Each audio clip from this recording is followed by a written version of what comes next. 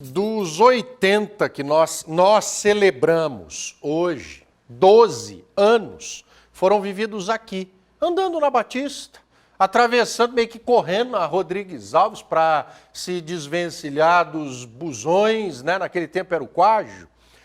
Por 12 anos tivemos o Dico, de Bauru para frente ele virou tão somente Pelé. Sois rei, Vossa Alteza da pele preta, e sem dúvida alguma também. É triste coração, um dos três é bauruense. Pelé, parabéns.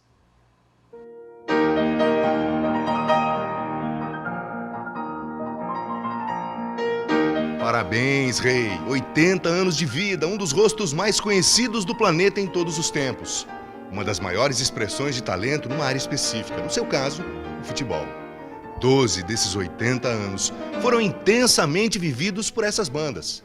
Tanto que esse período foi responsável pelo mais perfeito dos encontros, a bola e o talento. Meu pai sempre dizia que o seguinte, olha, sabe quando que você vai ser um grande jogador? Eu nem brincava, né? Falar, quando você não se achar o melhor. 15 de setembro de 1945. Pelé, na época apenas Dico, desembarcou na estação ferroviária com o pai, Dondinho, a mãe, Dona Celeste, a avó, um tio e os irmãos, Maria Lúcia, com 8 meses, e Jair, o Zoca, com 2 anos.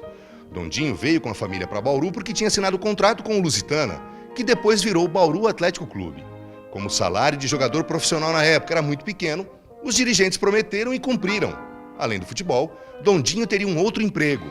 Iria trabalhar num posto de saúde no centro da cidade. E assim foi. Resta muito pouco da primeira morada da família por aqui. O Hotel Estação, na esquina da Avenida Rodrigues Alves com a Rua Alfredo Ruiz, abrigou aquela família por alguns meses. Depois, eles se mudaram para uma casa alugada que ficava nesse terreno. O descaso e o abandono tomaram conta. Até dá a impressão de que os passos dados pelo rei aqui em Bauru, pode até parecer que eles foram definitivamente apagados, mas não. Até porque, quando um rei, talvez a maior expressão de talento numa determinada atividade, tenha passado por algum lugar, definitivamente, esses passos são esquecidos. Outro exemplo que gerou polêmica na época foi quando o BAC deixou de existir. No terreno foi construído um grande supermercado. Quem entra e sai ainda observa as marcas históricas mantidas no lugar. Mas há outras lembranças físicas que contam, com impressionante riqueza de detalhes, a relação do então Dico com os amigos, com o campo e principalmente com a bola. Nessas fotos, ele é sempre o menor da turma, pés descalços, tímido, mas quando ela rolava, o garoto pequeno virava o centro das atenções. O tempo foi passando, menino crescendo e aquele talento fora do comum também. Antes da vinda da família aqui para Bauru, o Dondinho, meio atacante, habilidoso, fazia muitos gols, jogava num time chamado Vasco da Gama de São Lourenço. Só que ele não era a principal estrela do time.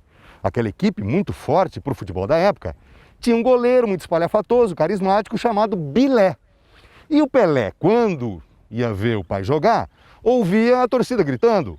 O Bilé fazia uma defesa, a torcida gritava, boa Bilé, pega Bilé. Pois bem, o tempo passou. Quando o menino veio aqui para Bauru, vez ou outra ele se arriscava no gol. E aí, quando o Pelé, na época Dico, fazia uma defesa, ele mesmo gritava para si, boa Bilé, pega Bilé. E aí os meninos que estavam com ele ali naqueles ambientes, campinhos de terra da periferia, não entendiam direito. Então ficou aquela dúvida, Bilé, Pelé, e passaram a chamá-lo, na época Dico, de Pelé. Parece que a meninada previu muita coisa ali naquele momento. Antes do Baquinho, que já tinha uma estrutura profissional, Pelé vestiu várias camisas de times amadores. 7 de setembro, Vai Quem Quer, Canto do Rio, São Paulinho de Curuçá e o Rádio. No Ameriquinha ganhou a primeira chuteira e vestiu pela primeira vez na vida um uniforme. Valdemar de Brito chega na vida do então príncipe nessa época. Dizem que era boêmio, mas sempre elegante, metódico e muito disciplinador. Tinha experiência de sobra no futebol, porque trabalhou em grandes times do Brasil e da Argentina. Era a peça que faltava para dar, digamos, um pouco de direção ao talento. Com 13 para 14 anos, Pelé simplesmente destruía os adversários. Aqui vai uma revelação nunca antes contada na TV. No juvenil, que era a categoria do Pelé, ele costumava fazer no mínimo 5 gols por jogo. e daí para cima, fora o show. Sem chances, os rivais exigiram uma mudança na regra. Pelé só poderia jogar no gol ou na defesa. Se passasse do meio-campo, seria falta para o adversário. Já no juvenil, em que ele também jogava, mesmo sendo muito mais novo, poderia jogar normalmente. Conclusão, foi campeão nas duas e artilheiro. 2 anos antes, em São Paulo, capital, Pelé quase ficou fora de um dos melhores jogos que fez com a camisa do Baque. O historiador Luciano Dias Pires se recorda dos detalhes. E foi por causa de um saquinho de pipocas. Quando os jogadores que estavam lá dentro já do estádio notaram a falta do Pelé, eles voltaram para a entrada do estádio e constataram que estava havendo aquela dúvida, né?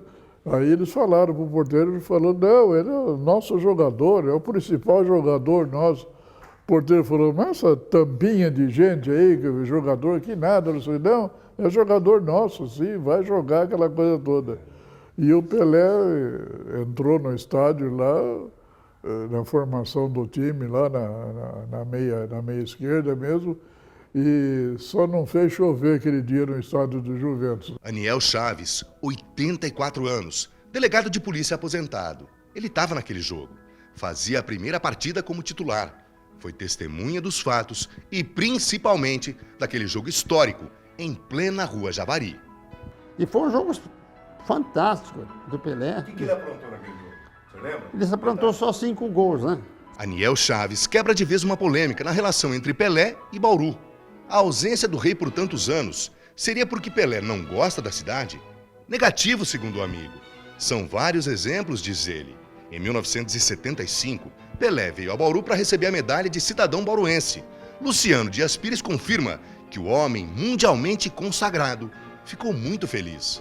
Ele, inclusive, levantou o título assim e falou, finalmente posso morrer sossegado, sou cidadão bauruense, né? Depois das homenagens na Câmara Municipal, houve um jogo festivo com todos os jogadores da época do Baquinho. Em seguida, aconteceu uma grande festa numa chácara. Poucos testemunharam um gesto, uma atitude nobre do já rei do futebol. Você está lembrado, Pelé?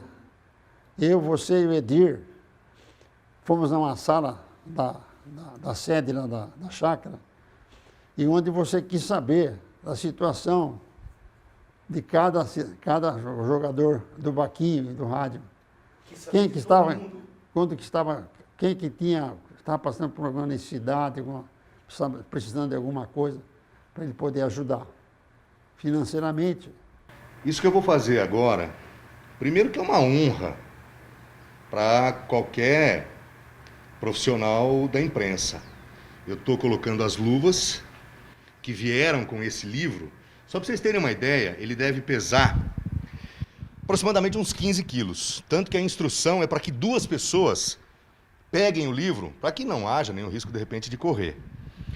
E o livro, dessa forma, foram 1.283 unidades, né, numa relação direta com os 1.283 gols marcados pelo Pelé, e outros 100 foram feitos, e esses 100 foram dados, como em forma de presente, para amigos e personalidades.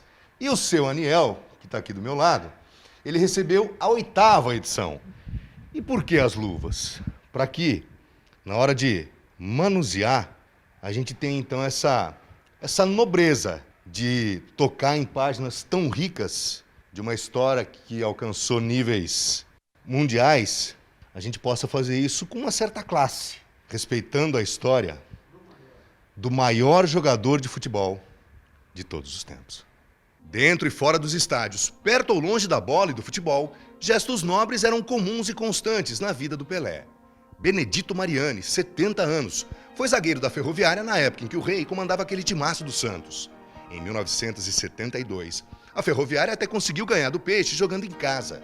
Ali houve uma polêmica para os padrões da época. Nessa oportunidade nós ganhamos um jogo de 4-1 em Araraquara, né? E o Pelé, terminando o jogo, pediu a camisa para trocar com o centroavante nosso, que era o Lance, né? Depois, posteriormente, jogou no Corinthians. E o Lance trocou a camisa. E deu uma confusão muito grande no vestiário, porque foi divulgado que essa camisa não podia ter sido feito isso e tal, tal. Não permitia. Então o que aconteceu? Ele ficou sabendo dessa história, no retorno que nós jogamos em Santos, ele mandou devolver a camisa lavada e passada. dentro de um saquinho plástico e devolveu, que lá foi um tapa na gente, né? Outras polêmicas cercaram a vida do Rei quando o assunto é Bauru. Uma delas envolve o Esporte Clube Noroeste. Por que Pelé não foi jogador do Norusca?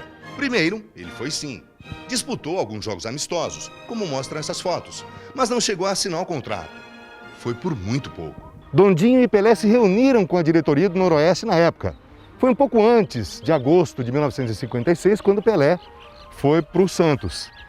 E houve uma reunião na sala da diretoria entre Pelé, Dondinho e a direção da época para formalizar o contrato do Rei. E ficou decidido naquela reunião que Pelé teria o maior salário do elenco, comparado com o do Ranulfo, que era a grande estrela do elenco profissional da época. Só que aí, num determinado momento, a reunião avançou para muito tarde da noite e o Dondinho disse que iria levar o Pelé para casa, ele muito novo ainda, com 15 anos, 14 para 15 anos, e que no outro dia assinaria o contrato. Só que esse contrato nunca foi assinado. Pelo que se sabe, naquela mesma noite, Valdemar de Brito teria ficado sabendo dessa reunião. E aí, foi até a casa do Pelé, do Dondinho, convenceu toda a família de que seria melhor o Pelé ir para Santos e não jogar no Noroeste. Muito disso por causa da rivalidade que sempre existiu entre Esporte Clube Noroeste e o Baquinho, que para muitos teria sido a grande casa do Rei. Meses antes, Pelé quase vestiu a camisa da Esportiva Santa Cruzense. Paulo Gilberto Machado Ramos foi uma das figuras mais conhecidas de Santa Cruz do Rio Pardo, de todos os tempos. Foi prefeito, vereador, presidente da Câmara e presidente do time da cidade. Só que ele não quis Pelé. O Betão me falava, olha, ele jogava muito bem, mas era muito franzino, era muito novinho, muito moleque. Um zagueiro vai quebrar ele em dois, né? Então vamos levar um outro jogador. E esse menininho mirrado, posteriormente, logo de seguida, foi para Santos, né? Para a glória do futebol brasileiro. Mas o Betão falava assim, o que o Pelé ia fazer aqui? Temos bons jogadores, mas jogadores da segunda divisão, né? Acho que no fundo ele lamentava, viu? Junto com uma revista que hoje é administrada pelo filho, esse livro é uma das duas grandes obras na vida profissional de Luiz Carlos Cordeiro. O jornalista, que faleceu em 2010, levou quase 3 anos pesquisando todos os passos do Rei por aqui. Carlos Cordeiro ainda guarda os rascunhos e manuscritos do pai, feitos nas pesquisas, nas entrevistas e na apuração das informações. Inicialmente, a obra se chamaria O Pelé de Bauru, mas a editora decidiu mudar. De Edson a Pelé, foi uma imensa contribuição que o jornalismo deu à história.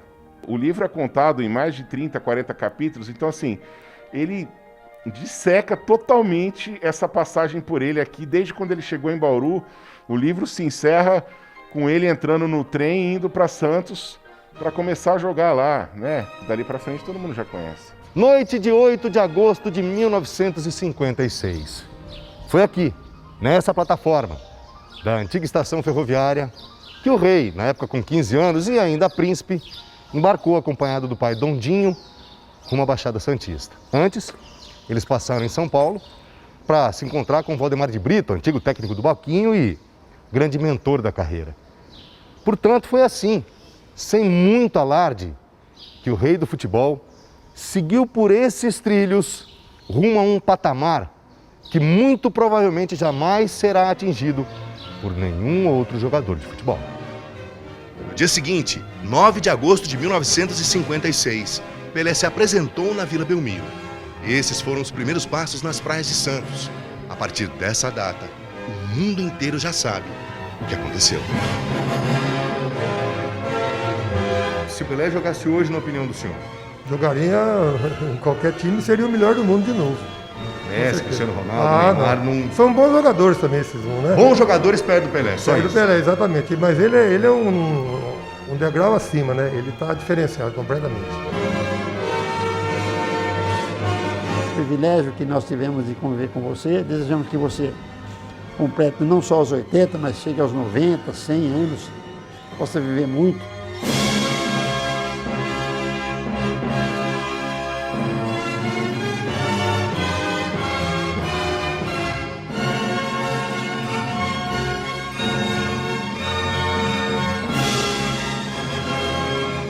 Então, Pelé, você, coração seu, o coração do mundo.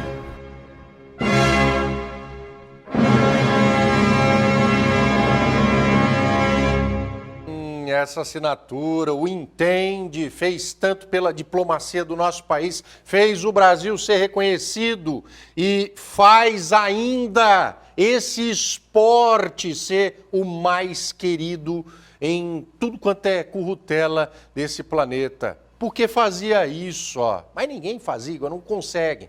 Nós não temos mais nenhum lampejo de habilidade como esse. Ah, o Pelé não gostava de Bauru, não vinha tanto para Bauru, porque tinha compromissos internacionais, o mundo requisitava Pelé, mas quando encontrava um espaço na agenda, fazia questão.